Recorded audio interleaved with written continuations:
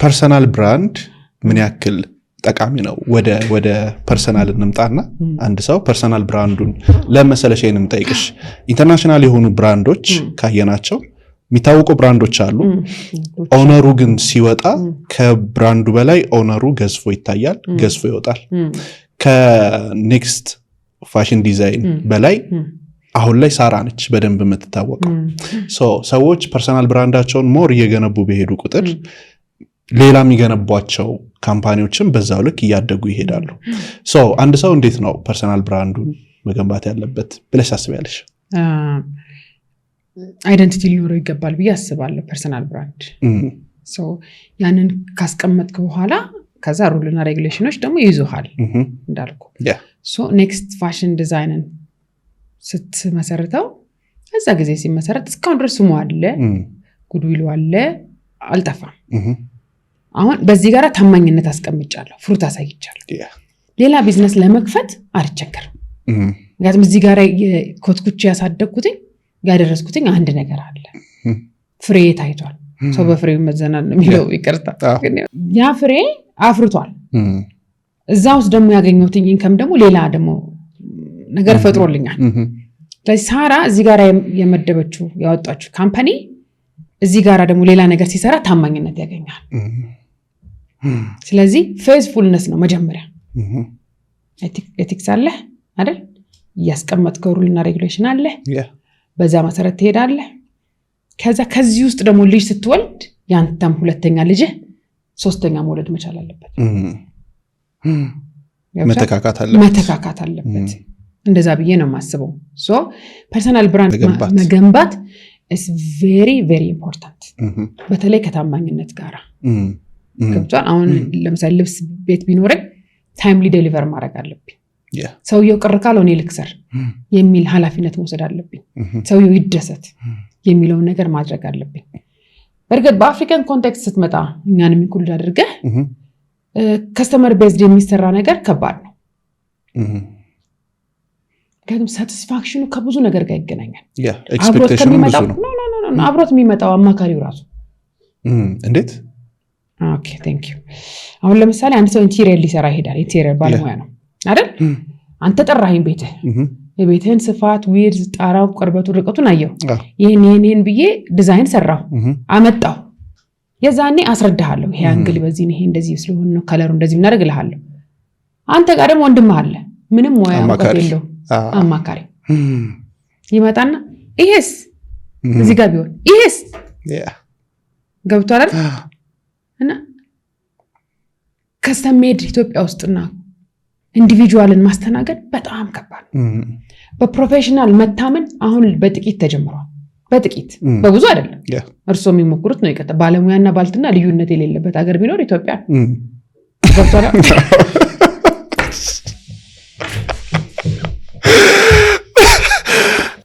ሽሮህን ውሃ ጨምረህ እንትን አድርገህ እንትን መጥነህ መስራትና ለብዙ ሰው ማዳረስ ይለያያል። ለአንድ ሰው ለባሌ ብሰራው ክሽ እናደርገዋለሁ። 10 ሰው ሲመጣብኝ ግን እንዴት እንደምመጥን ካልተማርኩኝ አይጣፍጥም። ስለዚህ ለባለሙያ ነገርን መተው very important። ለዚህ ነው ፐርሰናል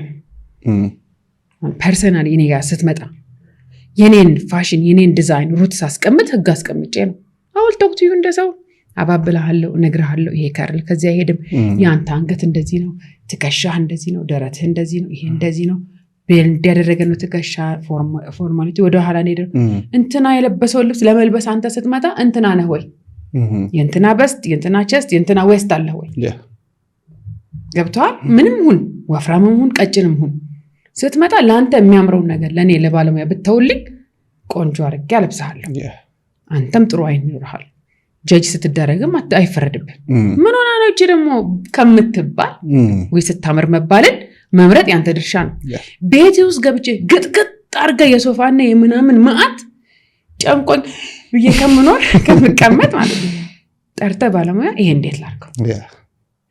I have this space ምን አይነት ፈርኒቸር ባስገባ ይመረጣል? it's easy። ብዙ የተማረ ሰው ኃይል አለ፣ ግን ከተማረው ይልቅ አማካሪ ይበልጣል። ስለዚህ ሙያን ለባለሙያው መተው። ለዚህ ነው ኤቲካል ስትሆን በእኔ ኤቲክስ ውስጥ ስትመጣ እንደዚህ ስትለኝ ካናይሲዩ ነው የምልህ መጀመሪያ ሴንድ ሚ ዩር ፒክቸር እሰደባለሁ። እሷ እንዲህ ሰርታልኝ መባል አይቀርም። ያንቺ ስም ይነሳል። ስሜን ደግሞ ስለምፈልገው በደንብ ማጣርቻ አይቼ ነው የምሰራው። ቢልድ ስታረግ አንድ ካምፓኒ የሀፍቱ ነው ለልጅ ለአዋቂ በየእድሜው ገብቷል። ለ20 ዓመቷ ለ50 ዓመቷ አላለብስም። ኦኬ ሰውነቷ ሲሚላር ሊሆን ይችላል። ወረባት ሄር ኔክ ወረባት ሄር ፊዚካል ነገር ሄር ፌስ ሁሉ ነገር ማተር ያደርጋል። እና ቀላል እንዳይመስል ብራንድ መገንባት ፋይት አለው በእኛ ሀገር ኮንቴክስት እንደነገርኩ። ናይስ። ከዚሁ ጋር በተገናኘ የኮፒ አሁን ቅድም አንስተሽዋል። ዱፕሊኬትም አይደለም ኤግዛክት ኮፒ ፔስት ከዛ ኦነርሺፑን የመውሰድ ጉዳይ ይመጣሉ። እንደሱ አይነት ነገር አጋጥሞሻል? ምንድነው የምታረጊው? ነውራቸው ክብራቸው ነው የሚል እግዚአብሔር ቃል አለ። ሌባ ነውረኛ ነው አይደል? ግን እንደ ክብር ያወራዋል። በቃ የሰውን ሀሳብ የሚሰርቅ ሰው የሰውን እውነት ወስዶ የኔ ነው የሚል ሰው ነውረኛ ነው እና እንደ ክብር ያወራዋል፣ እንደ ክብር ይፖስተዋል።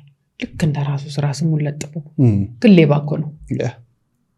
ችግሩ ራሱን ፈልጎ አላገኘም። ለዚህ ስራ አልተጠራ ይሆናል። የሚያውቀው ኮፒ ማድረግ ይሆናል። ገብቷል አይደል? አትሊስት ትንሽ እውቀት እንኳን ኑሮት የተሻሻለ ነገር there are points በፋሽን ዲዛይን ላይ 7 ፖይንቶች አሉ የምንለያይበት ከአንዱ ዲዛይን ወደ አንዱ ዲዛይን ሽፍት ስናደርግ ማለት ነው። የኔ ነው ብለህ ለመጥራት እሱን እንኳን ለማወቅ ፈቃደኛ አይደለም ሰው። ራሱን አስተምሮ ለመለወጥ አይደለም።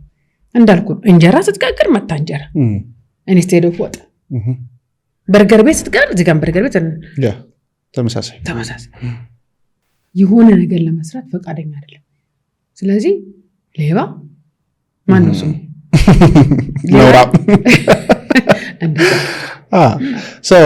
አሁን ኤግዛክትሊ ያጋጠመሽና የወሰድሻቸው እንትኖች በእኔ መታወት ይማራል። አለበሳጭም መጀመሪያ ላይ ጭራሽ ፎቶውም እኮ ነው የሚሰቀለው አልበም ውስጥ እኮ አንተም እኮ ነው አንድ ላይ ነው ሆኖ ኮዲት አድርጎ ፎቶ የራሳቸውን መቆብ ያደርገው አዳወል ቢኩድ የብዙ ዲዛይነሮች በተለይ ትክክለኛ ባለሙያ ችግር እሱ ነው።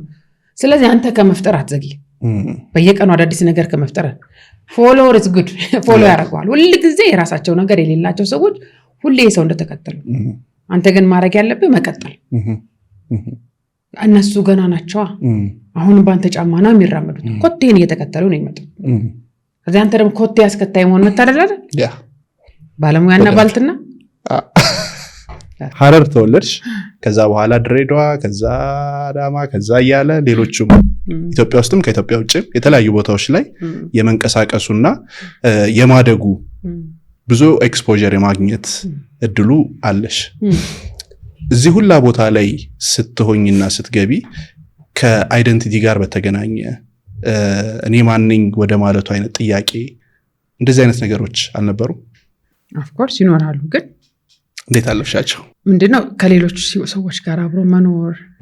አሁን የሐረር ባህሪ ሌላ ነው፣ የሸዋ ባህሪ ሌላ ነው፣ የሌላ ሀገሮችም ነዋሪዎች ሌላ ነው። ሁሉም እንደ ሙቀቱ እንደ ቅዝቃዜው እንደ ምናምን ይለያያል፣ ጸባያቸው ይለያያል። እሱ ምን ያደርግሃል? ከብዙ ሰዎች ጋር እንድትኖር እድል ይሰጥሃል። እንዳትፈራ ምናምን ይጠቅማል ብዬ አስባለሁ። በኋላ ላይ ነው እንደሱ አይነት ጥያቄ የተፈጠረብኝ።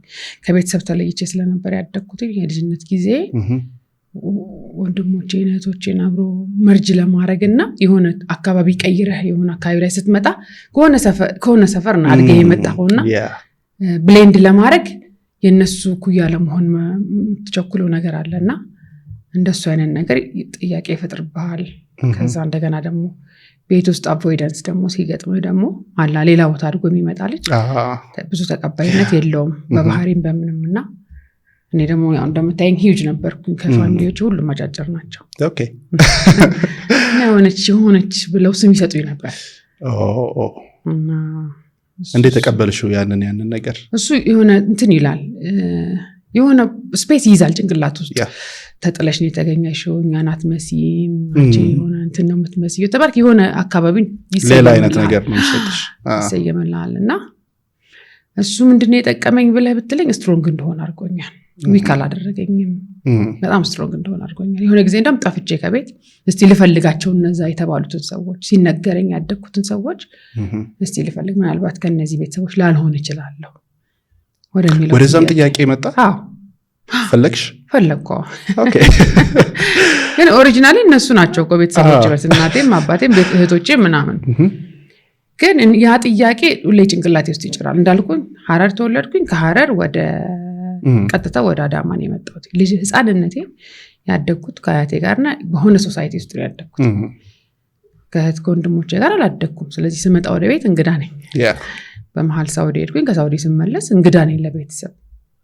ስለዚህ እንግድነቴ ያቀባበላቸው የተወሰነ ነው። አንዳንዶች እንደ ውጭ ሰው ነው ደግሞ እሱ ትንሽ ይከብዳል። እና በጣም ተቀርበኝ የነበረች ስለነበረች እስካሁን እሷ ትመስለኛለች እናቴ። ዩኒክሊ አንዳንድ ሰው ውድድ ያደርግህና ኬር ሲሰጥህ አትረሳውን። በተለይ በልጅነት የሚሰጥህ ኬር እንዳልኩ ደግሞ ሂውጅነቴ ትንሽ ማተር አድርጓል።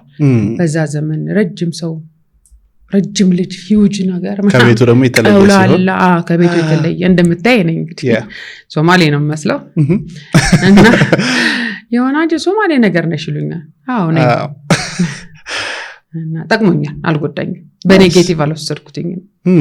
ችዬ እንደወጣ ነው ያደረገኝ።